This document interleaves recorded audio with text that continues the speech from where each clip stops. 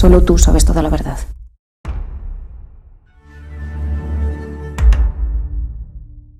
What up and welcome to Rama Screen YouTube channel, and here's my review of Netflix new miniseries Raising Voices. Let's rock this. Okay, so this show comes all the way from Spain and it's basically a hashtag #MeToo drama.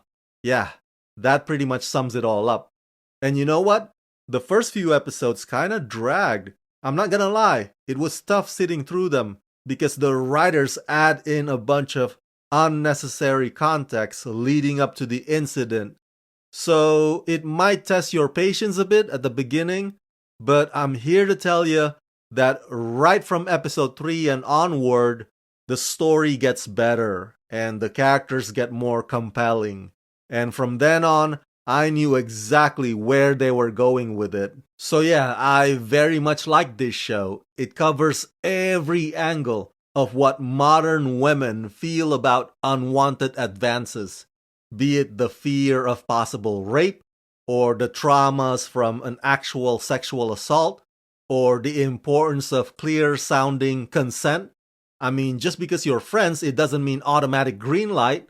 And so, through these 3 or 4 key female characters, the whole idea of hashtag #MeToo is fully encapsulated in this narrative that might be slow at times, but it definitely gets its point across. Based on the novel by Miguel Saez-Caral, in Raising Voices, Alma is 17 years old and is about to finish high school.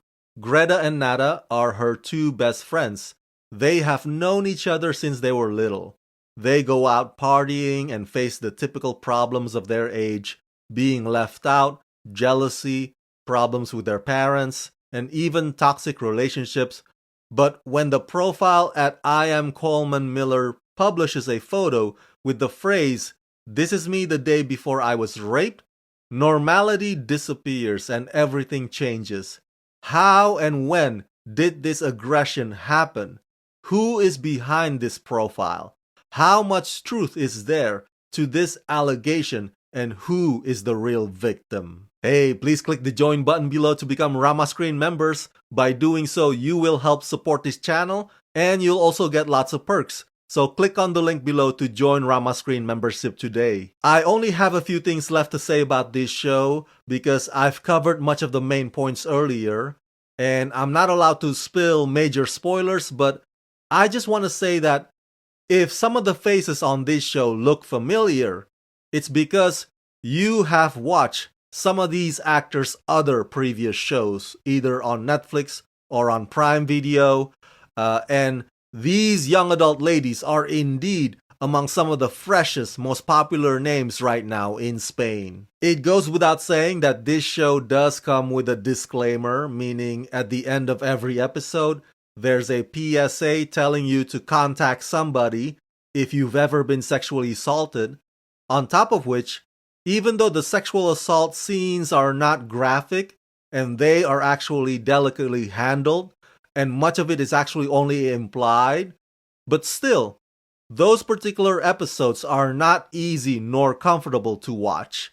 So kudos to the showrunners and the actors for conveying all that without having to needlessly go over the line, because the suggested visuals are already sufficiently effective. One of the lead characters, Alma, can be frustrating at times, but that frustration is actually warranted.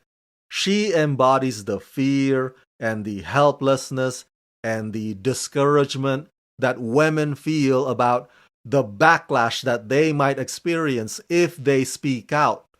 Her interactions with her friend Berta specifically are some of my favorites. It's hard to pin down really, but it's as if this show totally gets how difficult it is for the victims to come forward.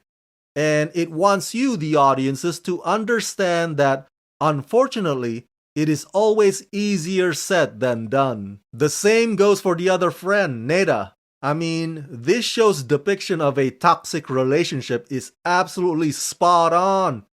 Anybody who's ever been in one, or anybody who's ever seen one up close in person, maybe their relatives or whatnot, they would be like, Yep, that's exactly how it is.